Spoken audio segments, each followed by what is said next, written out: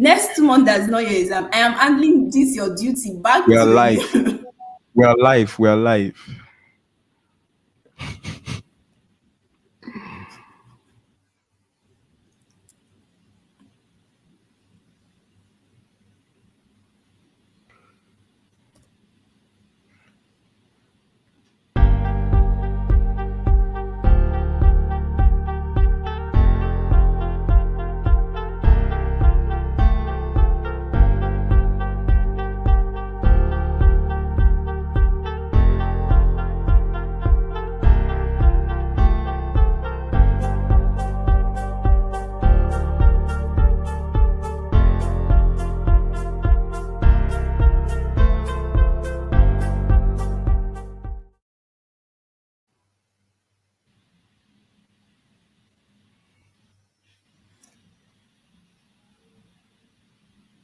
I Hello everyone, welcome to today's session. We are so glad to have you here. It's been a while. My name is Martha Eginewin, and with me on the call is Gabriel, my colleague. It's been a while, and we've missed you all so very much. We are glad that we are finally having to do this again. And this is us promising. Gabriel, are we promising Yes, that definitely. this is us promising that yes, we are back now, and we are back for real, and we are not going there anywhere anytime soon. So yes, welcome to today's session. We are glad to have you here. If you can hear me, if you can see me, please remember to drop a message. Remember, in our usual way, we would always want everybody to feel the energy in the room. We wouldn't want to take much of your time because we are targeting a 1 hour webinar session today. And today we will be discussing how we can assess opportunities through strategic positioning. If you can hear me, you can just drop a word, just say strategic positioning, just say something so I know that you can hear me and you can see me.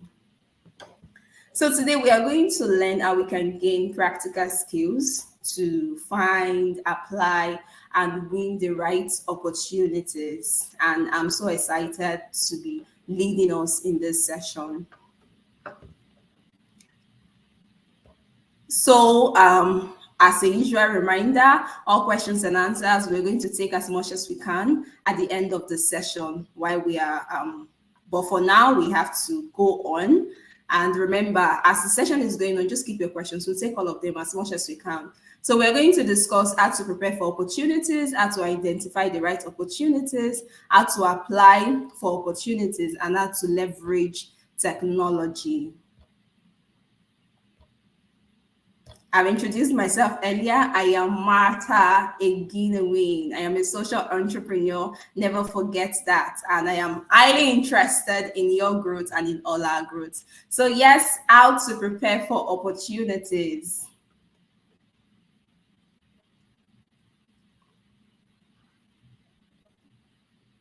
So, in preparing for opportunities, there are certain things one must seek to do. And one of them is seeking information. So when it comes to, oh, there's an opportunity you want to go for, there is something you want to do, you have to seek information. Seeking information means asking the right questions, connecting with the right people. There is no way you can know it all. There's no way you know everything that is going on in your sector. Whether you're working as an employee, whether you're doing your own business, there's always room for growth, regardless of your sector. So you must always commit to seeking information, seeking the right information, who has gone there before you, who have assessed the opportunity you are trying to assess, and those people can guide you through. Then personal branding, when it comes to you, anything opportunity, it comes to personal branding, whether you're seeking for a job, because sometimes you're seeking for a job and the first thing they want to see is who this person really is. These days you're seeking for a job and they're asking you, oh, send us your LinkedIn profile, let's see, or send us links to your social media accounts, send us your website. send us your portfolio, all of those things. So for the reason of this webinar, because if you're here, that means you're ready to assess all the opportunities available to you. And for that reason, it means if you have started your personal branding, that is fine. If you have not started, it means you have to start immediately after this session. Personal branding involves who are you as a person? When people go to your social media, what do they see? Personal branding is like a topic on its own entirely, but trying to give us hints into what we should know. When people go to your social media, what do they see? When people ask you, oh, who are you? What do you do? What do you say? Are you still confused on what you do? Do you still do many things? And so you cannot specifically tell somebody what you do.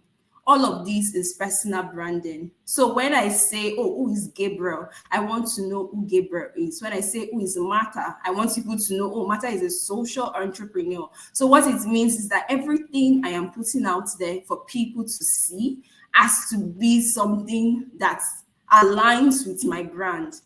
And if you're running a business, I know not all of us here are like in the education space or the career space. Some of us are business people. If you're running a business, personal branding also applies to you. As a business person, what is your business color? Are we going to see green today, black tomorrow, purple the next day? That is not personal branding as a person and even for your business. And then thirdly, when it comes to opportunities, we talk about research. A lot of times, the questions we ask people are things we can easily find online. The internet has come to make life easier in a way that most of the things we need, most of the information we seek are what we can easily just ask Google and we see it online.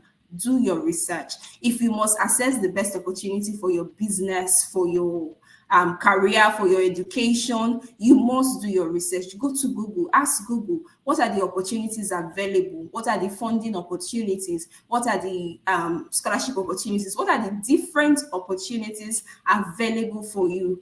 And it's a different thing when you are just scrolling through your phone, just browsing Google, than when you really mean to do a research. When you mean to do a research, it means you need to have like your writing materials or something, and you know, oh, as they're giving you all of the details, you're writing them down or you're storing them in your notes if it's your technical device. You don't just scroll through and you say, oh, I've done a research. It doesn't work like that. Then fourthly, you have to develop your skills. It's like saying, oh, I'm looking for an opportunity with a global organization. I want to be their marketing head, or I want to be their head of communications. When you have not learned how to communicate with people globally, when the only people you have consistently communicated with are people in your office space, you've not dedicated time to learn, oh, how is global communication done? What do I need to do? How is this word pronounced in this place? How do these people communicate?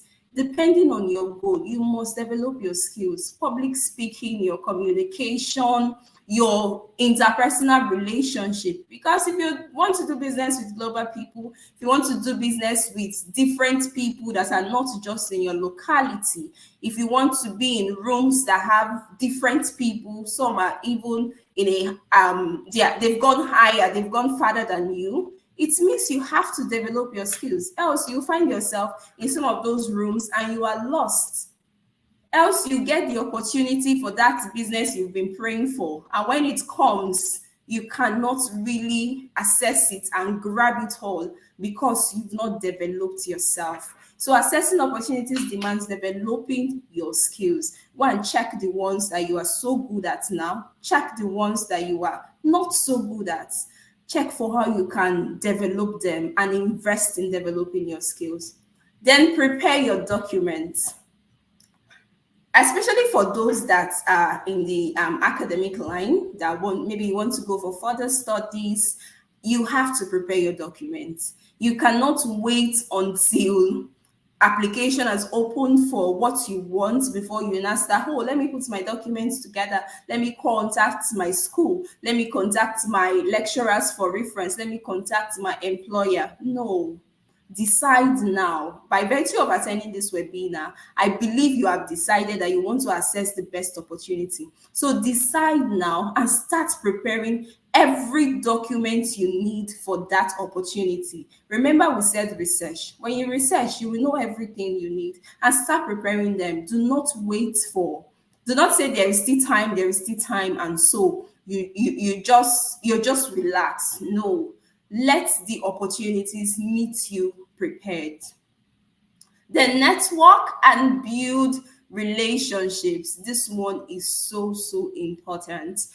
Even as a business person, some people will buy from you just because they have good relationship with you. Some people will recommend you or refer you because they have good relationship with you. Some people will share opportunities with you because they have good relationship with you. So never take any relationship for granted. Never take any network for granted. Wherever you find yourself, if you're working somewhere at the moment, build relationship with your colleagues. You never know who is going to give you access to that next opportunity, who is going to share with you just one WhatsApp message of, oh, this thing is open, apply for it. I have seen it changed people's life, and you never know who is going to do that for you.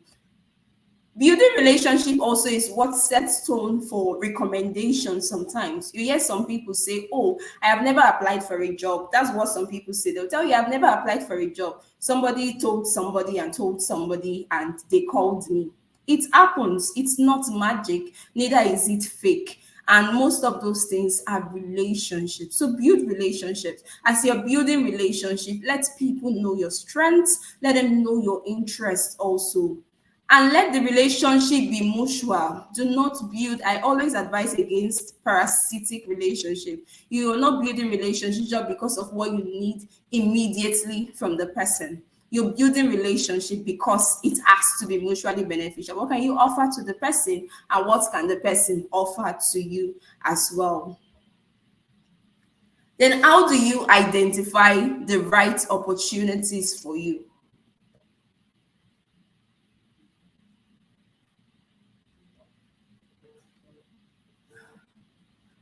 Identifying the, so firstly, you have to know the opportunities that are for you.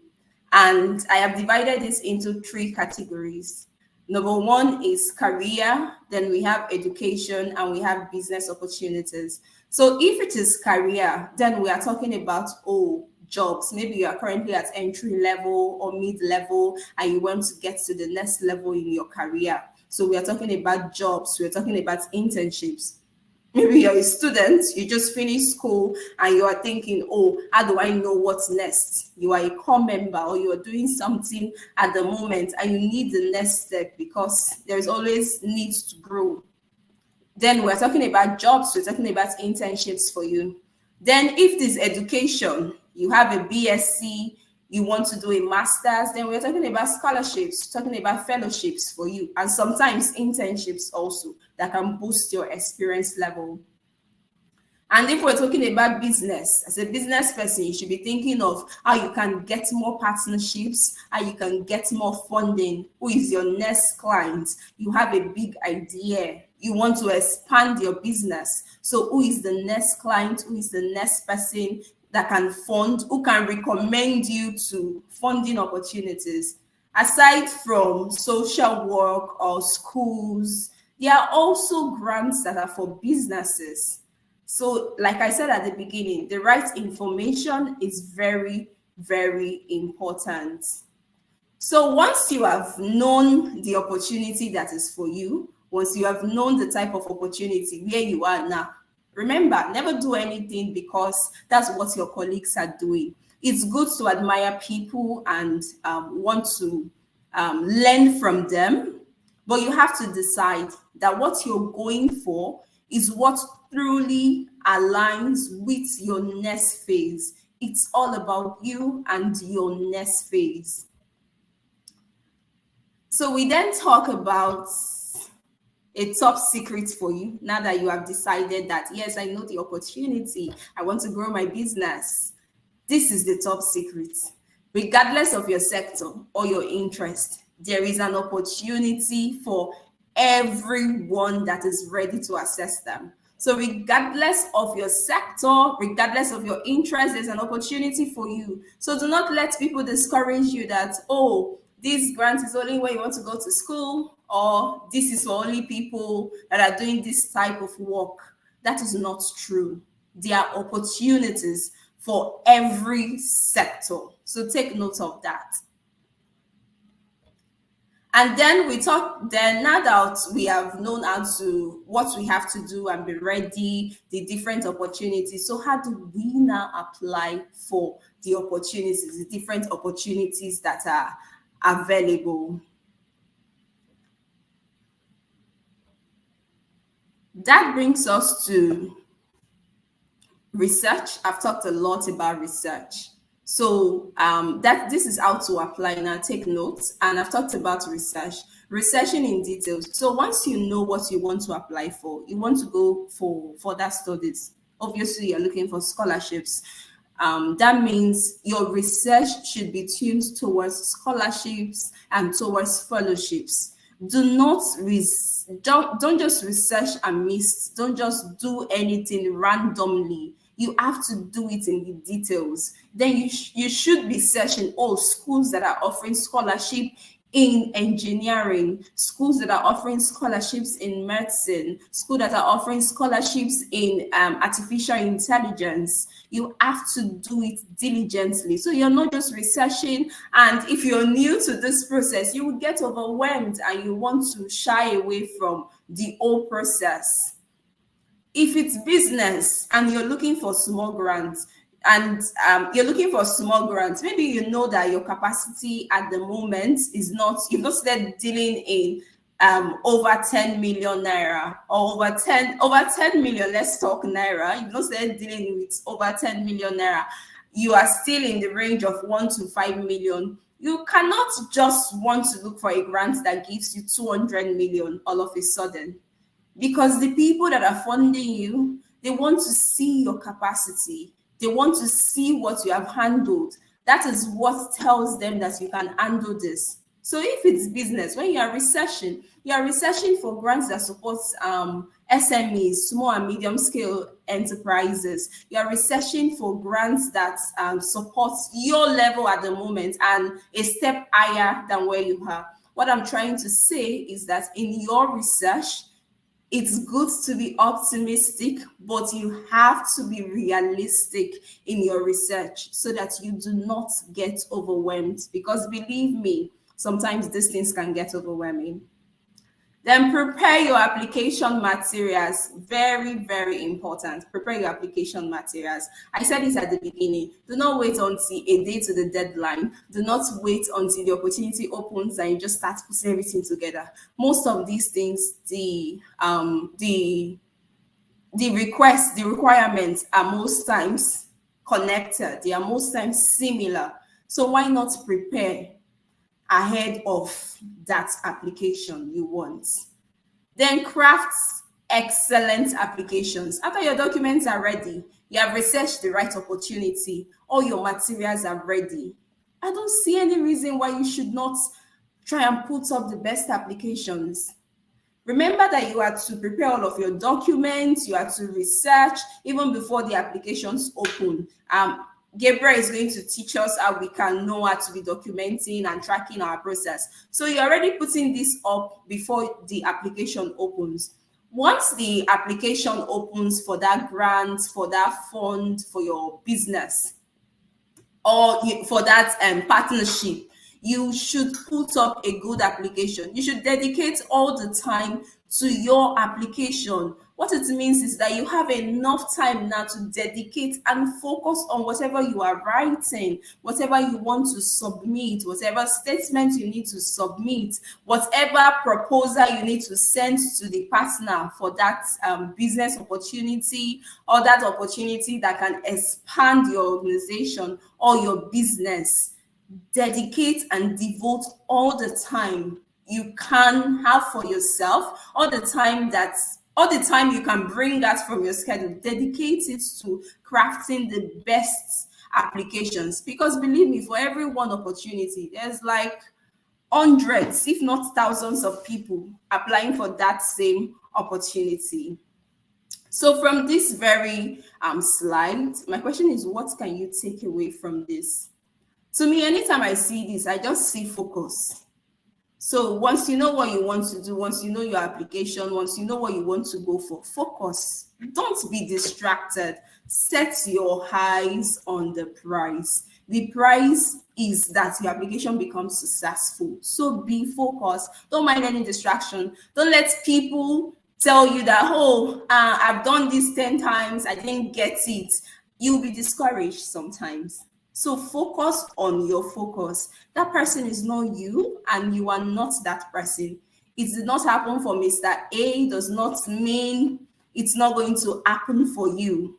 So focus on where you are going, focus on what you are doing. Sometimes they say, do not even tell people that you know they're going to be a source of discouragement to you. If I know you're going to discourage me about something, I am most likely not going to tell you about it. Just see the results. So don't be too forward with, oh, I'm applying for this, I'm doing this, I want to expand my business, I want to do this. Make sure the person you are having all this conversation with, their goals are even on the same level or higher than your own. That's the only way they can get you focused and on your own goal. Else, you will lose the focus. It's very easy to lose focus, actually. We talked about 3 major things: research. You see, amongst all these many things, all these many alphabets you are seeing here, all these many letters of the alphabet you are seeing here, if you check the middle of it, what just came out of there is research. I've emphasized on research, and I'm going to move forward. Yes, Shukuma, focus on your focus. Don't be distracted. Thank you. Then application materials that you need. So you need your resume, you need your CV. Is depending on what you are applying for. That's when you need your resume, you need your CV, depending on what you are applying for. Whether you're applying for further studies, you need your resume, you need your CV. So do not wait until that time before you start looking for how to write a good resume or how to write CV. Start putting your experiences together. Some of us who have worked in so many places, we have volunteered so much that we do not even remember some of them. Start recalling, start putting everything together. What did I do with this organization? What can I pick out from it? And remember, not every opportunity, not every experience fits every opportunity. Be particular. You might have worked as a I can't pick hand on the particular case study now, but make sure the experience you are putting there suits that particular request or that particular opportunity. The reason is, these days some opportunities we ask you just one pager, so that you don't start looking for, oh, how do I send one pager? I have experience of 15 years. Let me send them 10 pages. They will understand. They will not understand. They might just filter you out of that application. So pick the important things and put it there. You can, if it's for further studies, you can go online, check for academic CV samples. You'll see a lot of them there. There is this Europa CV, I think so, yes. And that is like a standard I know a lot of academic institutions use.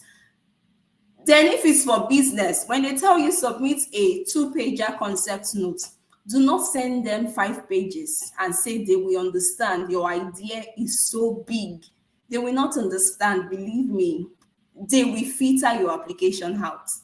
So take note of these things. Then your educational materials. This is for academic people. Your educational materials. Educational materials you need for to further your academics, scholarships, internships, fellowships. You need like your transcripts, your certificates, your results, your O-level. So make sure you have all of these things together and have them ready, so that when the opportunity comes, you know, if you are listening to me from Nigeria now, you know me, we know that getting your transcript sometimes can take you now till the next year. So you don't want to be a victim and lose an opportunity just because you failed to start on time. Then your statement of purpose, how to write a winning statement of purpose and all of that. I think we're going to have an entirely different class for all of that because that demands a detailed session. But your statement of purpose and your personal statement, if you're hearing for the first time what a statement of purpose is or a personal statement is, it's they want you, so what they, for academic people, what they want you to do is to just tell them, who are you? What have you done? Why are you applying for this program? Why are you applying for this fellowship? Why should they give you this fellowship?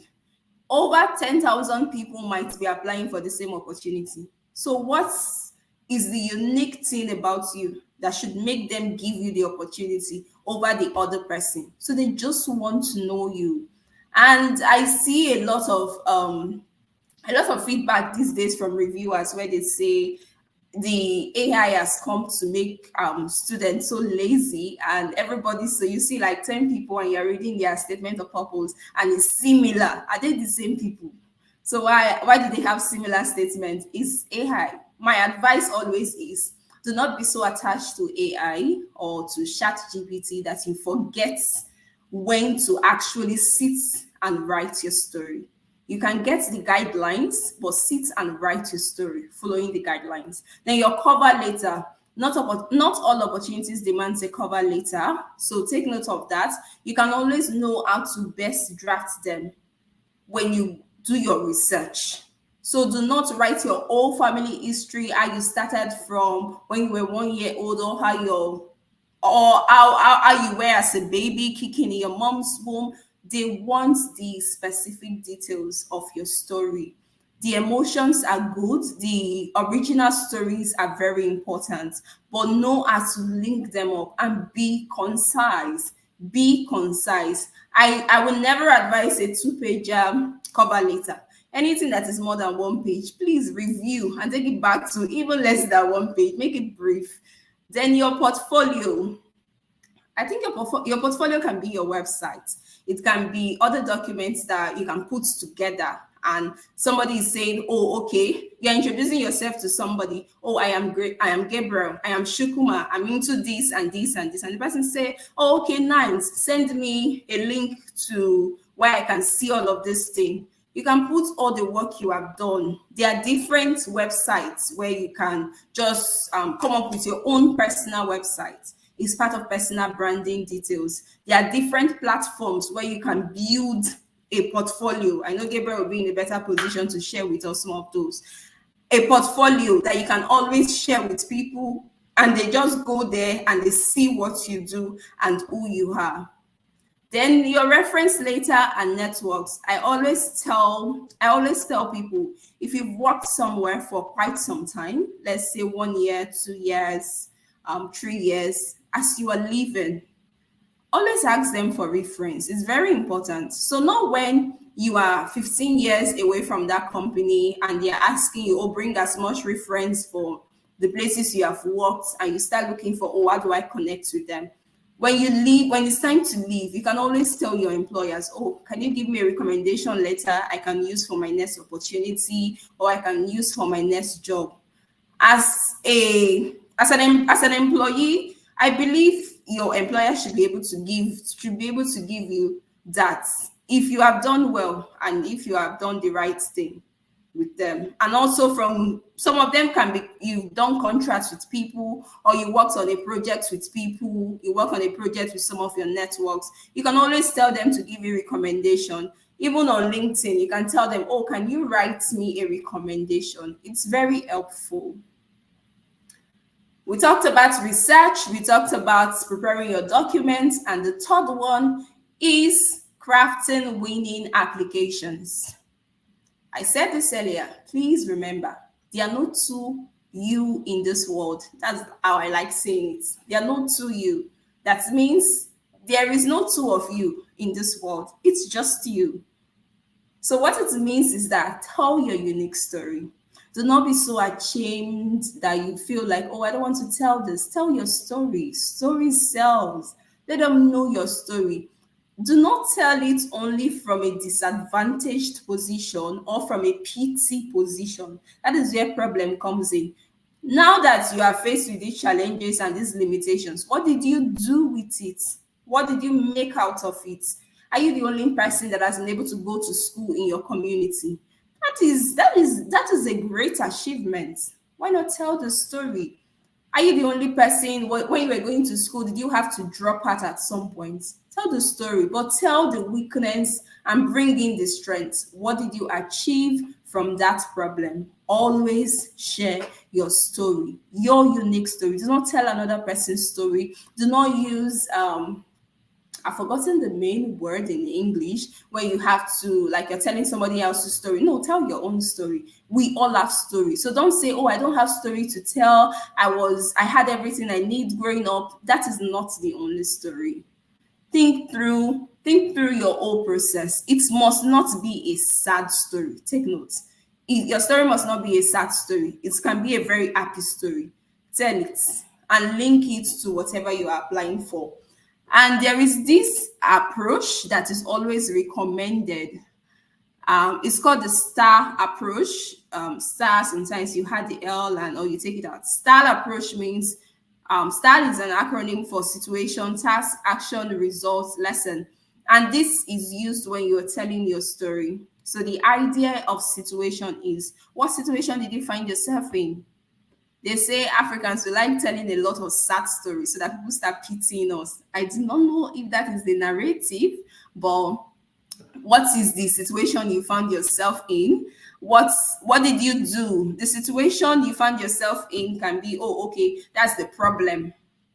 Then the task is when you ask to do something. Let's say you're working in a company and there is a situation at hand, and then they give you a task. Okay, handle this project, or make sure that these women in this place were able to get them access to clean water, or make sure that we're able to solve this problem in this school, in this team. What is the task? If you work for yourself, you can give yourself tasks. So do not say nobody gave me a task. You work for yourself. What is the task? What did you take upon yourself? And then what is the action you took from that? So this was the problem. This is the task. This is what I needed to do. And this is the action I took. So I had to gather people and make them understand that this project is important, and educated them. I empowered them. I taught them communication. I made sure they understood. I make sure the community was at peace. I taught them peace building principles. I gathered the children. I taught them what is the action. And then your results from the situation to the task to the action. What is the result? So did you achieve positive results? Did you achieve negative results? And the question sometimes is, what if the project failed? What should you say? I always say, if you have a case study where you have a bad situation and at least you were able to resolve it, you should share that story, because they want to see sometimes your problem solving skills. So what is the result? In simple sentence, so out of that, 50 members of the community were able to understand. If you are a student, you say, oh, okay, I resolved the problem in the class, and because of that, our lecturer started giving us there was now extra time for students to be able to understand better critical subjects and all. What is the result? Do not give plenty explanations. Tell us the results. Let's know. Then what is the lesson? There is always a lesson for every process. So what did you learn throughout the process? That is the lesson. Do not be ashamed to share your lesson. Did you fail and you had to do it again? It's fine. If it failed and you had to do it again, it's very fine. Share the lesson and move on from that.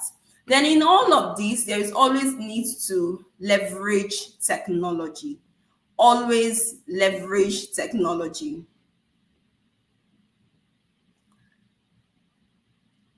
Leveraging technology means you have to leverage technology. Leveraging technology means, instead of you just staying with your phone and scrolling on social media 24 hours without achieving anything and watching people that are actually making money from social media, what best can you do with your phone, with your system, with the access to internet you have that can be very beneficial to your next phase, to the next big opportunity? Technology can give you access to the world. Technology is the reason why you are in Nigeria today and you can be communicating with somebody somewhere else in the world. It is technology. So leverage technology. Do not fail to do that. Leverage technology. Use your time wisely. You can put ad blockers. You can block whatever distractions that whatever distractions you're always having. You can always block them, and you can always block them and be focused on your focus. I'm repeating that again. Be focused on your focus. Set the right timing and know what to do per time. And do not spend all your day just going through social media. These are all different should I call them tools, different platforms that you can use for good or bad. They can either make you or they can mar you.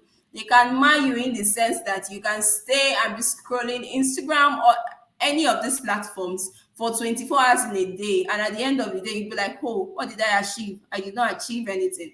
But they can make you in the sense that you can stay on this platform 24 hours and you start looking for, oh, okay, what are the opportunities?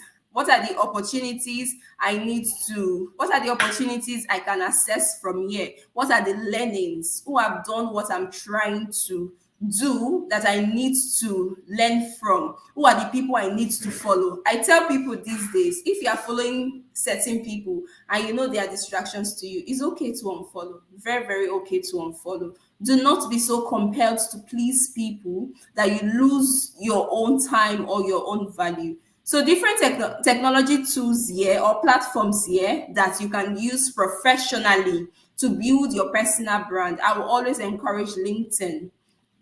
Knowing how to use LinkedIn is another topic on its own. We'll put that in another webinar. Just stay tuned to us. It's another topic on its own, but LinkedIn is a professional platform. Don't let people deceive you and tell you, oh, everybody there is fake. Everybody has achieved. Do not be intimidated. It's a platform for everybody to tell their story.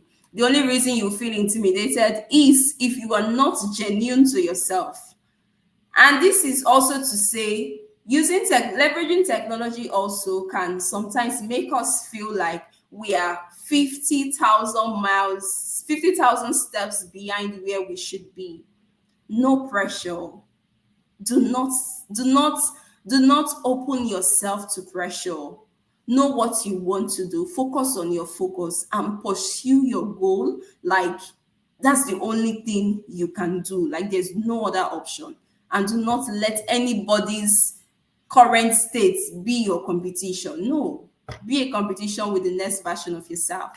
And as always, I would always leave us with a Bible verse in all of our webinars. Seest thou a man diligent in his business? He should stand before kings. He should not stand before mean men.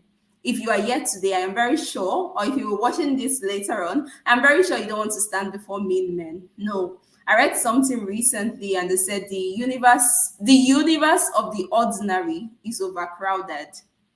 You do not want to be in the overcrowded universe of the ordinary. You want to be part of the extraordinary people. So you have to be diligent. Be diligent in putting your documents together. Be diligent in writing that business proposal. Be diligent in applying for that funding. Be diligent in that networking opportunity. Be diligent in how you communicate with people. Be diligent in your goals. Be diligent in following your next level. Be diligent in wanting to access the next opportunity and the next door. And this is the word. Once you are diligent, every door starts opening on its own. There is this thing that we follow a lot of people, we admire them so much, and we want to access them. And there's also this thing that some of the people you want to access, they would come to you naturally once you get to a certain stage in your life, because people like diligent people. Success attracts success. So be diligent in whatever opportunity that you have decided to pursue in whatever career. And I promise you, you are going to assess them. It might not be all rosy. From one application, you just expect success. No, Gabriel is going to take us on that. But one, you might need to do 50 applications to even get one. But I promise you, it is always worth it. It is always worth it. So this is an encouragement for also to be diligent in our process for the next level. So thank you very much for listening to me. I'll hand over the mic, passing the mic to I'm passing the mic to my colleague Gabriel straight away. And when Gabriel is done, we're going to take all of your questions. Before Gabriel comes up, please, you have the link to the section. Remember, an opportunity shared can be life changing for another person. So you have our permission to share the link on your WhatsApp, share it on your platforms. Just post it there and make people know something is going on while Gabriel takes us on the next session. Thank you. Okay, thank you very much, Martha. Please let me know if you can hear me clearly. I can hear you, Gabriel. Okay, that's awesome. Thanks a lot. That was really an amazing session. And I think you already gave like a thorough background to why we decided to have this webinar tonight, because it was really pivotal and necessary to see that people are able to not just see opportunities but apply for these opportunities. Because I mentioned it in one of my videos that opportunities are really everywhere. So the challenge is really not about the opportunities. The challenge becomes we having to apply for those opportunities, because applying for opportunities can really be hectic. They can be challenging, and the questions really can be sometimes a lot. All right, so it's great, and I'm just going to walk us through some few soft skills in addition to what Martha already established. Then I would focus on how you track your applications, how you ensure you never miss a deadline, because that's the challenge. I had a friend who was going to apply for a scholarship a month, like few months back, and he missed the deadline. He had all his documents, all everything, but he missed the deadline. And these are things that usually happen when trying to navigate and get opportunities. So I will share the tool that I have been using for quite some time now. I think about 2 years now, and it has really been helpful for me personally. And I also use this tool for the organizations I work with, and it's really effective and amazing. This tool is really magical. And if you stay until the end, we would definitely talk about this too. So if you are meeting me for the very first time, my name is Udoka Gabriel Onyebolise, and I'm an innovation and sustainability professional. My work is centered around project design and implementation, usually solving problems around education, climate change, and public health. So these are my core areas, and I love working with social enterprises and NGOs majorly. So I'll get started with this. I highlighted the fact that opportunities are everywhere, and an estimated $100 million in scholarship funds still needs to be claimed annually. So it means $100 million worth of scholarship, it's unclaimed annually. And this is primarily due to a shortage of applicants. So basically, we're seeing here, this is just the US, by the way. This is just the data from United States. We've not gone into Europe or other parts of the world to see opportunities that are really not assessed. So from my observation in scholarships, even having to have the opportunity to get a scholarship, I see that schools, professors, labs, universities are actually looking for students. Why, on the other way around, students are actually looking for scholarships. So it becomes a thing about research, knowing how to really search for these opportunities and pushing to apply for them. And the idea of this session as well is to help you gain that confidence to apply. So the very first information I would like to leave you with is they need you. You're really needed in these places. I'm using scholarship as a case study, but not just scholarships. Talking about job opportunities, even international job opportunities, they need you to fill those positions. So you should know that. So you should think from the perspective of the fact that you have a value to offer, right? So you have a value to offer, and you need to spot the opportunity that communicates or rather matches with your objectives and values. That is where the hard work is. I would be elaborating more on that as we move forward. Um, so one of the skill you must go with or move with in order to assessing opportunities is to know your network, right? Focusing on building a solid relationship and trust is indeed very, very valuable. Martha mentioned about your network, and I'm just going to emphasize majorly on your upline. So when you talk about your upline, you're looking at those above you, those you're looking up to, those you want to really be like. So your upline, maybe your mentors, your bosses at the office, your direct line manager. What relationship have you built? Have you built trust? Do you have the credibility, enough credibility that they are going to respond to you whenever you request for a recommendation? So when you are in your current place of work, in your current status, in your current position as a person, even if you do not have a job, how diligent are you in that current role? And when you are in any role or any position at any point in time, what you should be thinking about are tangible outputs. What tangible outputs would I get out of this scenario? What tangible output would I get out of this work experience? So that means you have to put in effort to ensure you do quality work and have real tangible results as much as possible.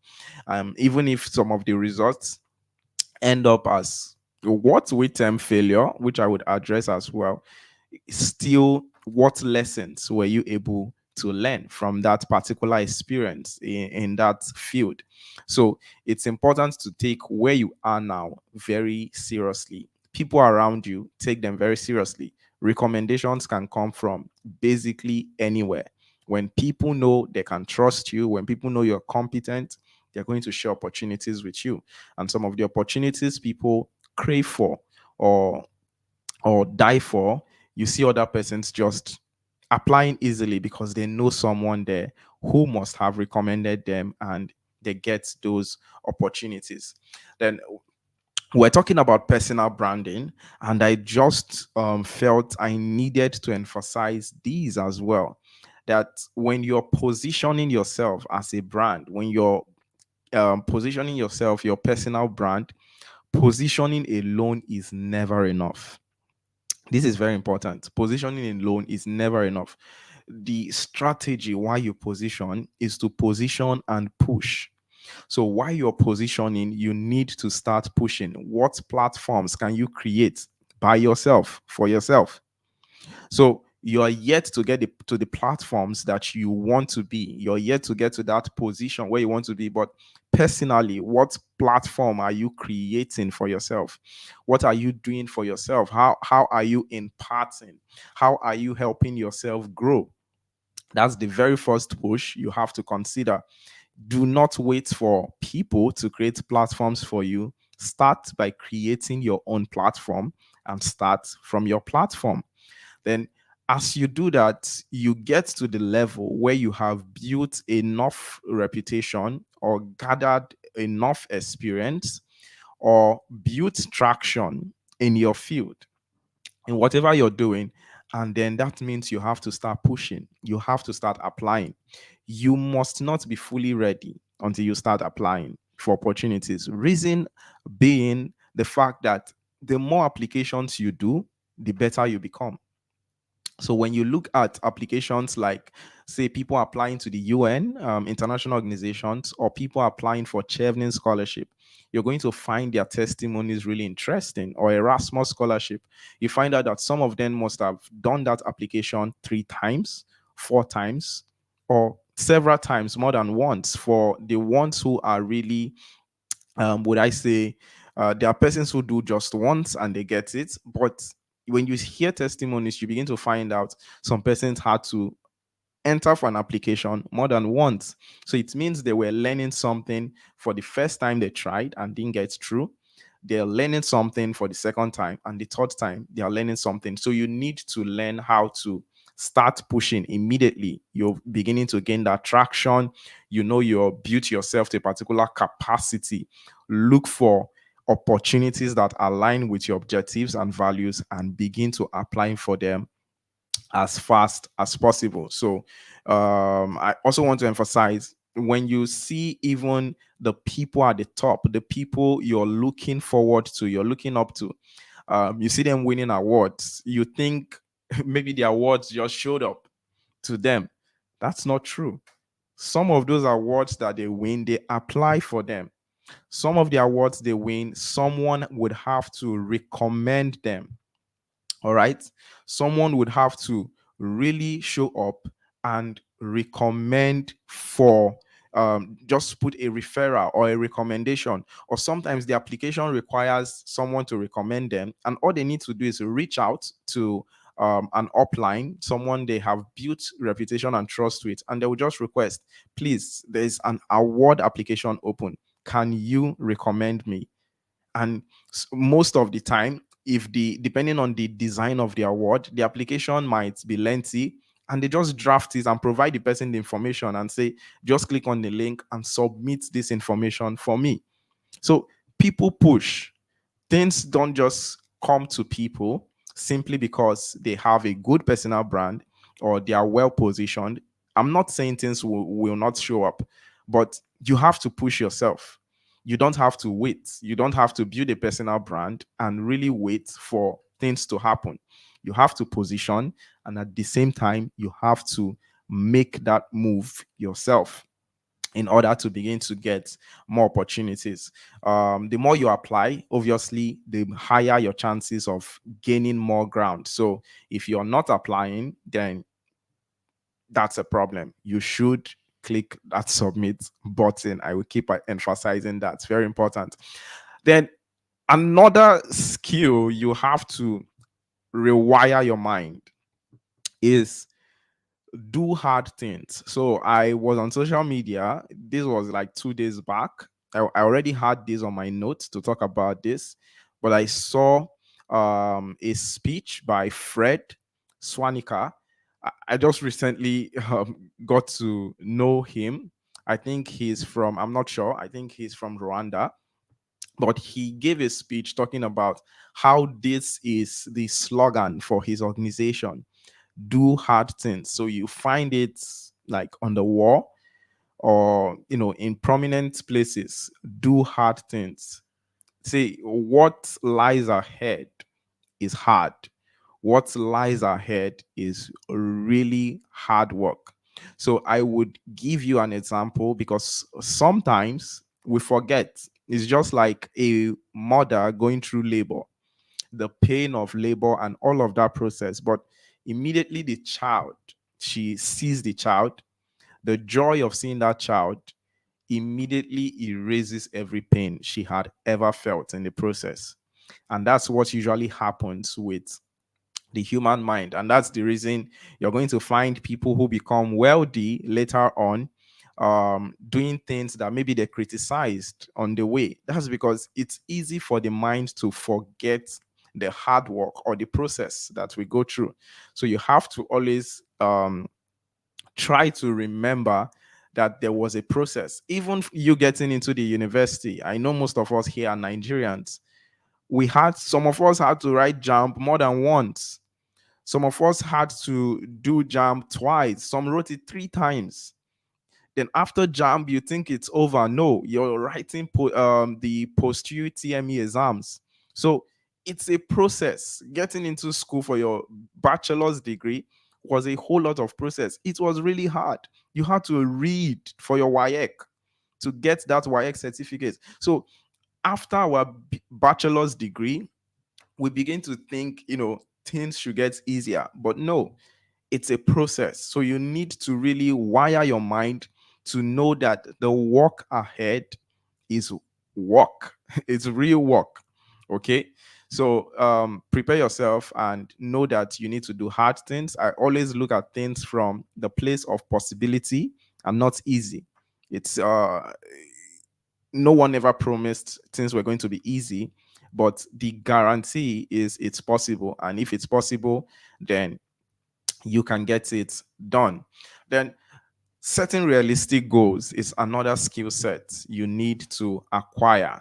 Yes, Mr. CI is laughing about JAMB.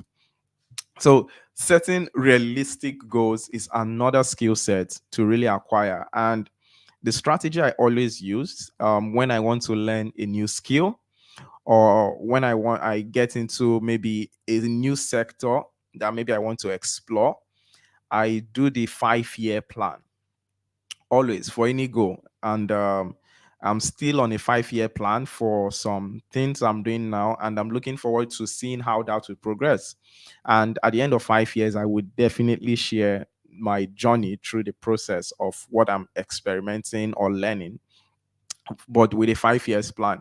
The reason for I always emphasize the 5-year plan is the fact that it gives you time. It removes the pressure. Martha was talking about you not being under pressure. So the 5-year plan helps you to break it down into steps, into 1 year. In 1 year, this is my target. Another year, this is my target. Another year, this is my target. So when you're able to set realistic goals, you find out that you are able to really grow faster. It looks like it's slow, but you will grow faster, trust me, because you would be able to build competence. You will build real competence. You will learn the skills for real. And that skill set or the experience you're able to acquire in the process of developing yourself is what is going to translate. And the growth that happens after your learning phase is usually exponential. But while you're setting realistic goals within this 5-year plan, you have to keep preparing and keep pushing, like I mentioned earlier. And okay, so I will talk about the tracker shortly.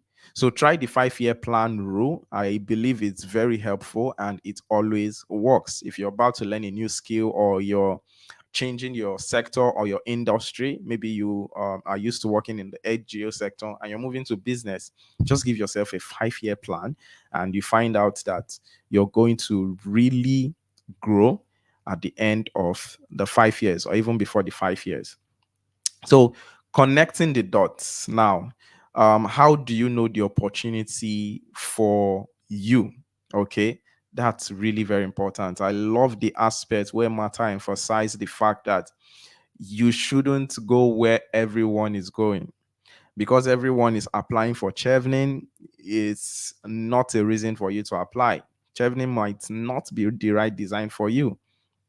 Erasmus might not be the right design for you, and like just like every other opportunity out there. So the reason most times we get crowded in a particular opportunity is because the opportunity is the awareness for that opportunity is high, right? Because the awareness for the opportunity is really high, everybody is going for it, and the competition becomes really high. So the strategy for applying for opportunities, it's not on the level of awareness in that particular opportunity, but in the quality of how it aligns with your own objectives, your own values. Okay. So the only way for you to achieve this is the fact that you have to have a career plan. Okay, like I mentioned earlier when we talked about setting realistic goals. So you have to design a career plan for yourself, right? And with your career plan, you're able to know which opportunities align with you. Where do you see yourself in the future? What are you trying to build? What goals are you trying to achieve for yourself as an individual? So you need to check the options of the opportunity. Would it take me to my destination? Is this a good pathway to for my career growth?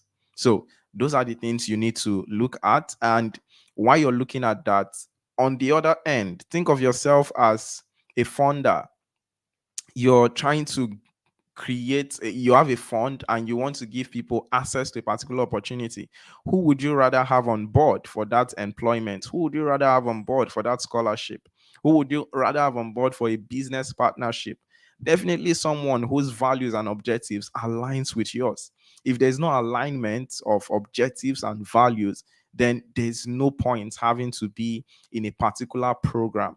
So you need to understand that. So think like the funder, think like the people who are the organizations who are releasing the application. What do you think they will be looking out for? They want to really be sure that this goal means something to you in the next 5 years. They want to really be sure that you are worth investing in, because it's energy, it's time. They're investing their energy, they're investing their time, and they're investing their money on you. So it's a whole lot having to push all of that to you as an individual. Please let me know if you can still hear me.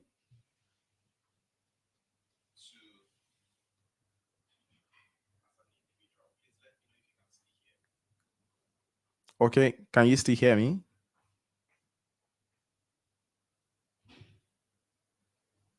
And hear you, Gabriel. Yes, Ikechukwu Precious can hear you. Yes, we can hear you. Please go ahead. Okay, thank you. My video is frozen. That's why I was trying to confirm. Oh, I think it's network. But can Okay. you hear me? Yes, I can hear you clearly. I can also hear you clearly. So I think it's Okay. network. Okay, amazing. That's strange. So connecting the dots is really important. You must have to understand that your experience have to align with the opportunity, because experience matters for every application. So what I started doing lately when I'm looking at any opportunity or any application, I think about local context. So I tell myself local context in the sense that um, people want to influence globally, yes, which is amazing and beautiful. But then most applications want to know your local context. They want to know how well you understand your terrain. They want to understand how you've employed your own project strategy, how you've customized or what's the word? Yes, really customized your project execution. What makes it different from a similar project being executed in India? So this happens usually for NGOs applying for grants and for businesses. So anyone that wants to really fund you wants to be sure you understand your market, not the global market. So local context is key. That's the reason we talk about your experience. So what have you learned from your experience? How have you designed the project based off of your experience that you've gathered? Then another question you should consider when looking at evaluating opportunities to apply for is you have to ask yourself, do your future goals align with the objectives of the program? Is it going to help your future career goals? So you shouldn't be applying for an opportunity if it has nothing to do with advancing your own personal career growth or developing you as an individual. Okay. Um, can you hear me? Yes, I can hear you. Can you help me go to the next slide? Okay, we can see you, but we are enjoying seeing your face. We do not know if you want to take the next 30 seconds to rejoin us or you want to continue like this. Your decision, though. Yeah, let me. Yeah, I can continue like this. Okay, that's fine. This is your next slide. You can go ahead. Okay, thank you very much. So, in tracking your application, right, you need, yes. So, this is a tool. This is a place I'm going to talk about the tool I mentioned earlier that I have been using or utilizing to really ensure that I never miss a deadline, because it's important. Every opportunity has a deadline. Every application has a deadline. Okay. So when you are trying to apply for opportunities, when you begin to spot your opportunities based on your design, based on what you want to do, what you want to achieve, as you spot these opportunities, what you need to do is on the sheet. Please go to the next slide.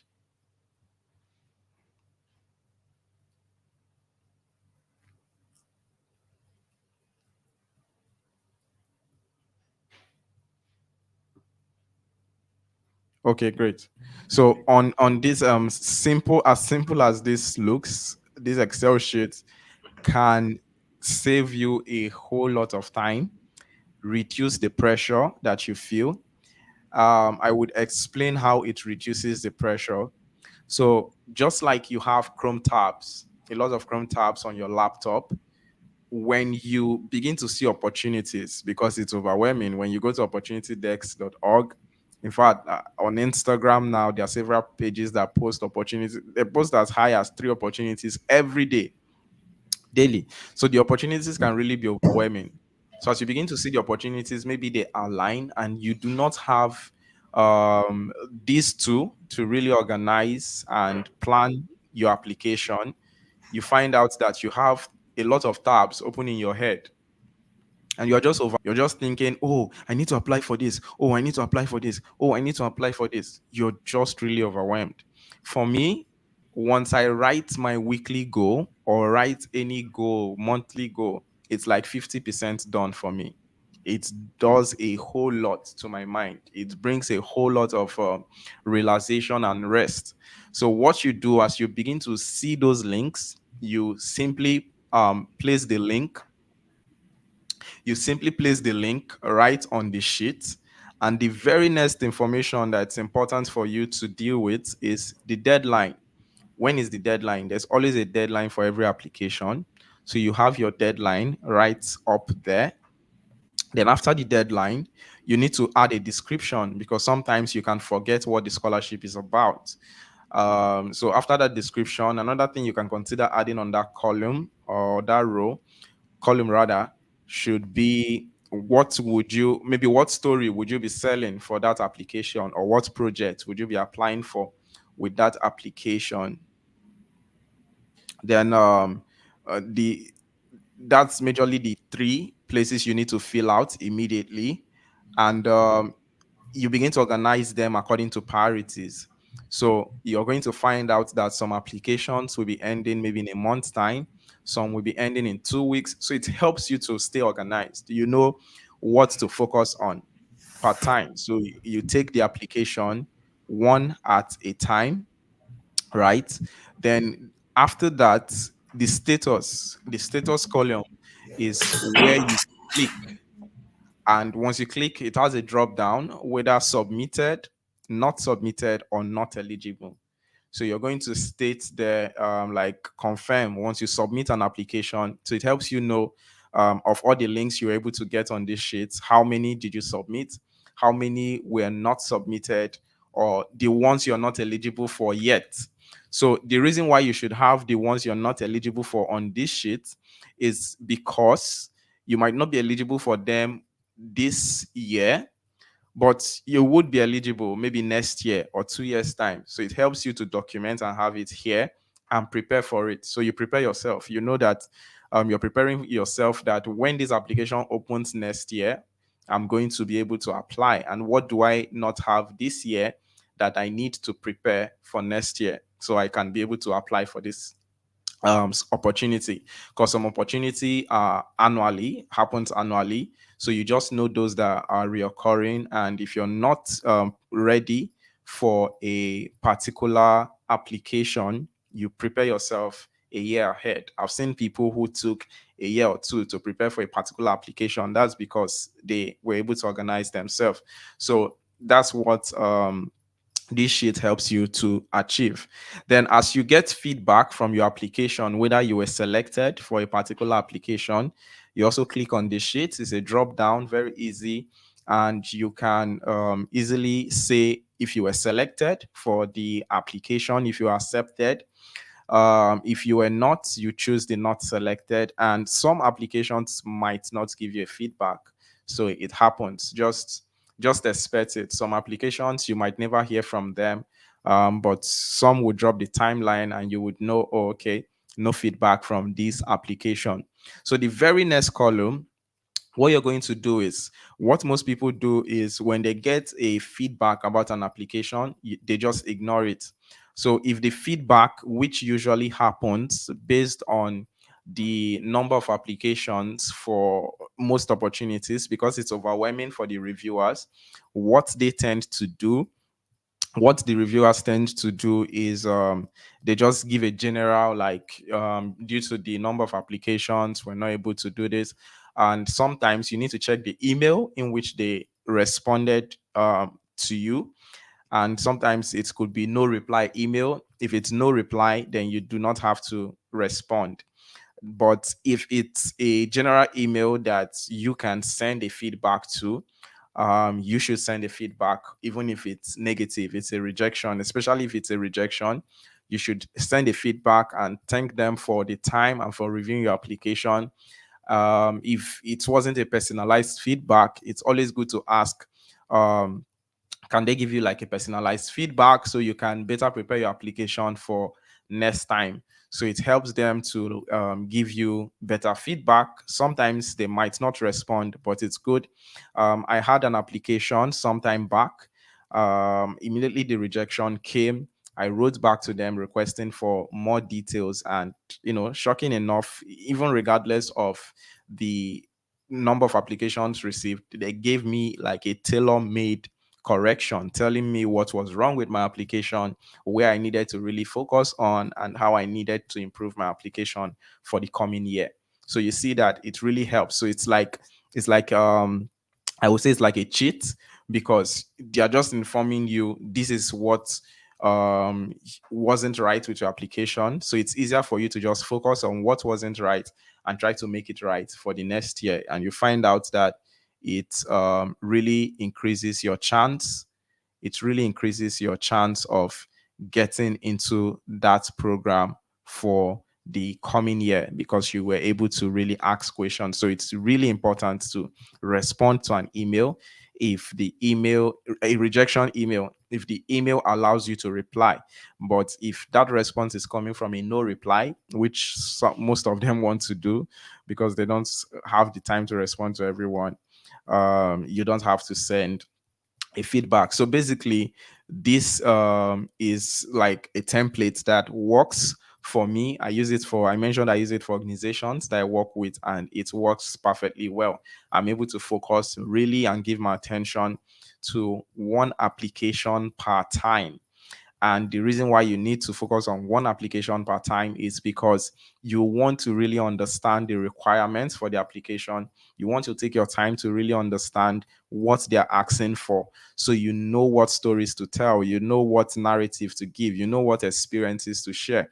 So understanding the application is the very first thing you need to win or assessing global opportunities. If you do not understand what the organization or what the scholarship funder really needs, then you shouldn't even start the application in the first place. So it really requires great focus and concentration. So this sheet helps you to focus one per time, understanding what you really need and all of that. So this sheet, feel free to customize it as well. to, if there are some other fields maybe you would need, maybe you might consider adding a column where you would like state out all the documents that you would need for that application. So just feel free to customize it further.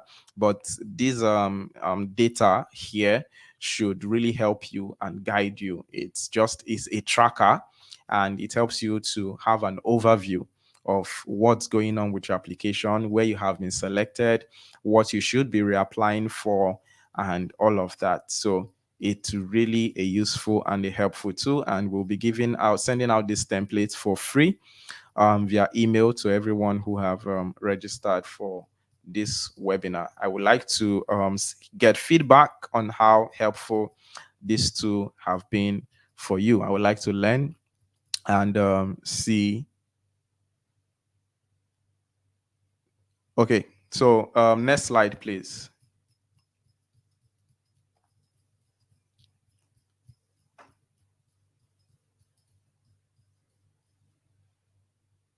Okay, so yes, I think I have highlighted a bit about dealing with rejections.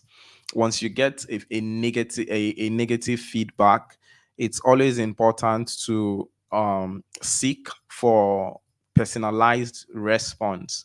Okay, that helps you to better prepare future applications.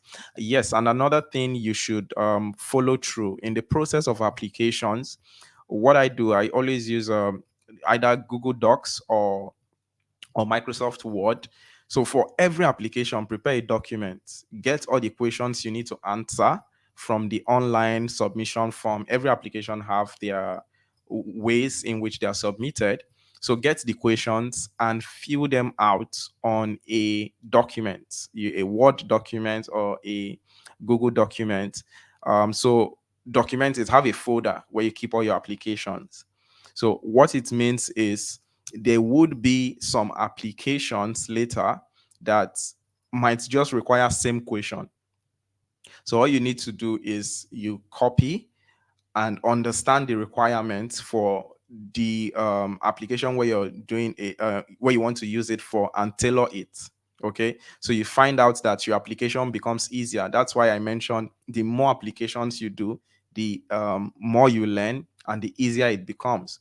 Some applications for some persons now, they just open it up, and in 45 minutes, 30 minutes, they're able to draft something because they've applied over and over. And most of the questions that are being asked, they have answered already before.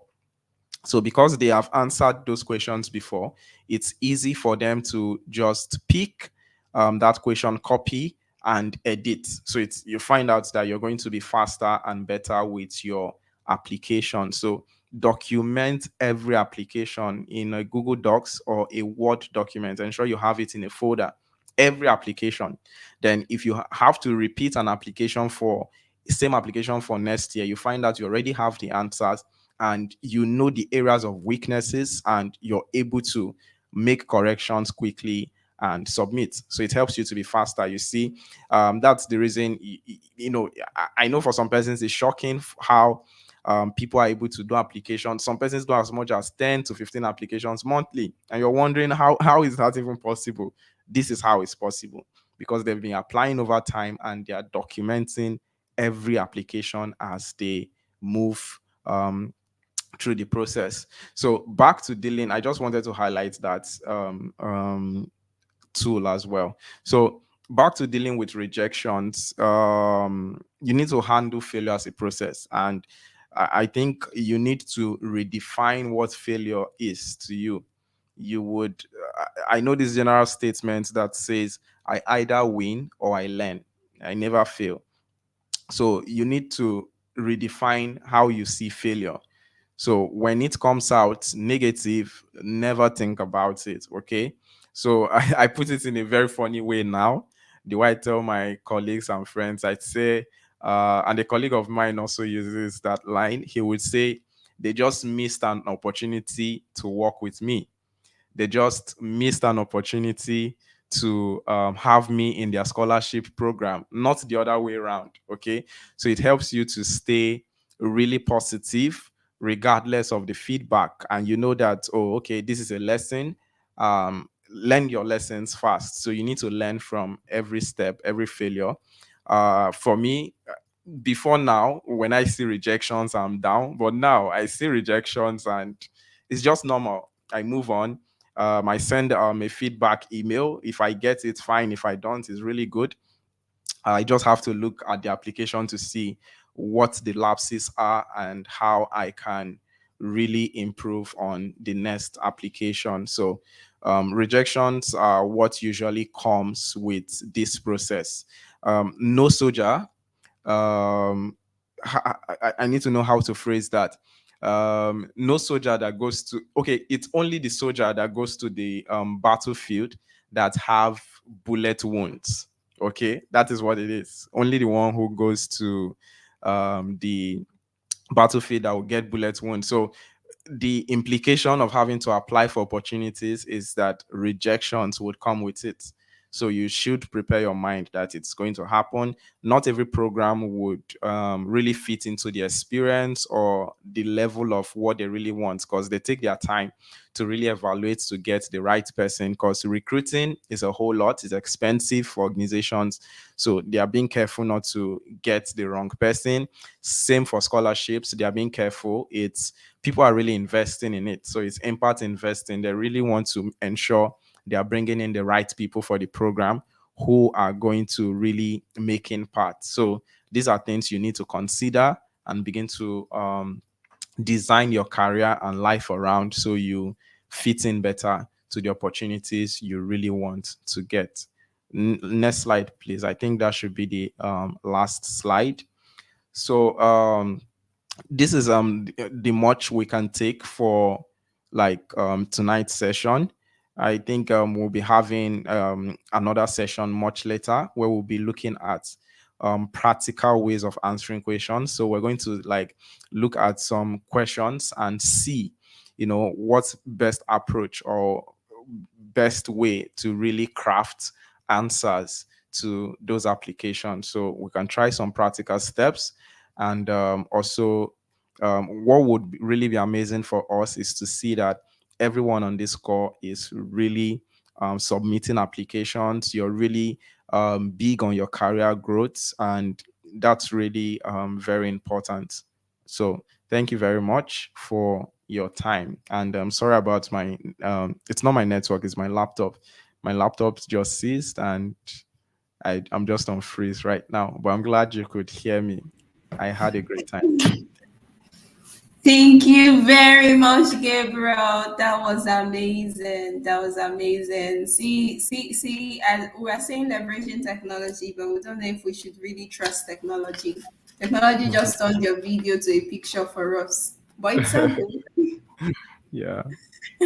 We are glad. Thank you very much, Gabriel. That was amazing and that was detailed. Thank you. And like Gabriel said, we are over 20, we're 22 minutes behind our initial schedule of 1 hour, but we Yeah. believe that it's a time well spent. Actually, it's a time well spent. I've been seeing the comments coming in, so right now please tell us your takeaway from this session. So this session is a monthly session. Yes, every most probably, well, I don't want to say every last Thursday, but it's mostly on Thursdays, 8 p.m. And we get to open up we get to make it public, and then so you can know. So please, your questions can come in now. I'm seeing one from Ike Shuku, Precious. Sir Gabriel, you mentioned that there are IG pages that post opportunities. Can you let us in on some of them? Gabriel, can you hear me? Yes, clearly. Do Can you you? hear me? Okay, yes, I can hear you. Do you want to list some of them, or you want to add few of them on the template you share in that template that we'll share with them after now? Yes, I believe so. I can grab those platforms. Okay. So Yeah. Precious, we are going to put them. We are Yeah. going to add few of them I'm in putting them that on the template chat we are as well. sharing with you. So stay glued to your email. You'll get that from us. Do we have other questions? If you have other questions for us, please let us know. We'd like to be out of this call before 9:30. Okay, you can keep it coming. So, like Gabriel has said, like I was saying before, webinar is every month. So stay tuned to us. And for the next one, Gabriel has already given us insights on what is going to look like. We're going into the practicals. The idea of this series is to see everybody win, because every one of us here, we are seeing you as our potential trainers. We want to see Precious win. We want to see everybody on this call win, so that subsequent webinars you'll be sharing with other people how you did it and how they can also do it. So it's a community. So please follow us on social media. Please subscribe. Please support the community, as we are always ready to support you. Where you receive your email from is our official email. So if you have questions, if you need our support at any point, please do not hesitate to send us an email. So our next webinar, we're going to make it known. We are also going to send it to you via email and make it known on all our social media platforms. So stay good to us. Then something is also coming up pretty soon. I think I saw one of the coordinators here shortly, Sarah. Yes, there's a fellowship coming up for young people that we are putting together. It is already fully sponsored. That's not supposed to be a free opportunity, but it is already fully sponsored for just 20 young people. But the not so good news, not so good, should I say not so good news, or not so, I don't know what to say exactly, is that it is just for young people in Abuja. So we're also bringing that up. Application will open soon, most probably next week. You see the application for that. We'll share with you. If you're in Abuja, a young person, you can apply for that. It is already fully sponsored, and it is a leadership fellowship opportunity for young people. We'll share the tracker with you. We'll send that to your email. Then part of our Shukuma said, as a recent graduate, what are the available opportunities I can apply for while I wait for my academic papers to be ready for scholarship applications? Gabriel, do you want to take that, or you want me to go? Sorry, what's the question? I didn't get it. As a recent graduate, what are the opportunities, the available opportunities I can apply for? He can apply for while waiting for his academic papers to be ready for scholarship applications. Oh, okay, great. Yeah, I get that, because you need to wait for your transcripts and the likes of that. So look for Yes. opportunities that are non-academic while you're waiting for your academic paper. So there should be fellowships, especially on leadership, or maybe the area where you are. I assume health. So look for fellowships that have to deal with health that do not require your academic transcript. So those are the opportunities you should be, trying to apply for. Opportunities that will build your capacity and increase your network. So those are things you can explore while you're waiting for your academic transcripts to actually show up. Okay, thank you very much, Gabriel. To add to that is also internships. There are also postgraduate internships that you can always make them know you just finished your studies. And what you should be particular about, some of these internships might not even come with a pay as much as is important, but please, the knowledge is important. And also volunteer opportunities, if you can, and as much as you can do volunteering remotely, you can do it in person also. Then work if you can. While you're waiting, if you can secure a job opportunity, please do. If you can secure a volunteer in line with your sector, please do. What my one line advice to you will be intentional about it. Don't just do anything. For the fact you have attended this session, whatever opportunity you are taking, take it intentionally, because all of the experience, all of it is what you put together for your scholarship application, and that also helps you. So do not be idle. seek for them and get on something. So we believe we've answered that, Shukuma. If you have other questions, even if you don't have all of them now, you can send it to us via our email at overcomingnetwork@gmail.com. So thank you everyone for joining us on this conversation. Remember the action points from this call. Document your process. No experience is too small. And Gabriel, I think Gabriel talked about social media. Yes, building. There's something Gabriel said about start building your own platform. No experience is too small. Never say I do not have it all. You need to have it all together. Please, you can never have it all together. Start from somewhere. Be bold. Do not write yourself off any opportunity. Do not let people write you off.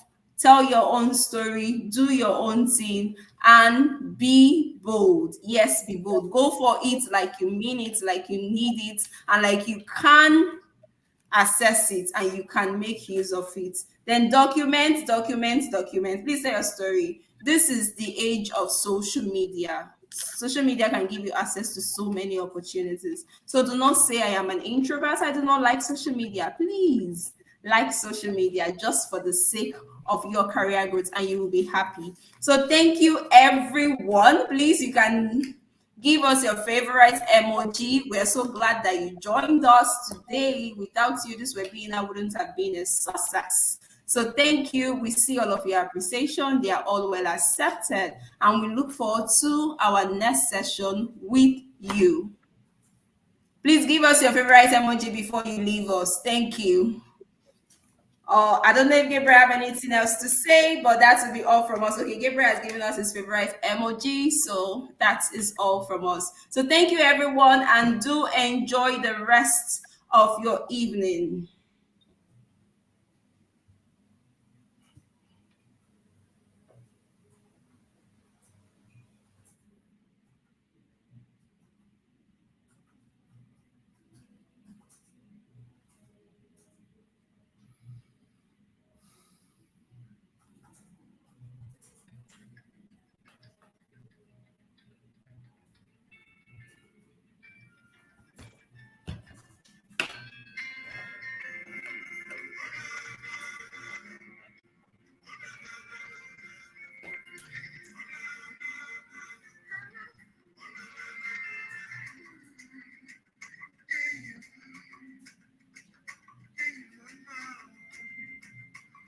Someone can picture tomorrow.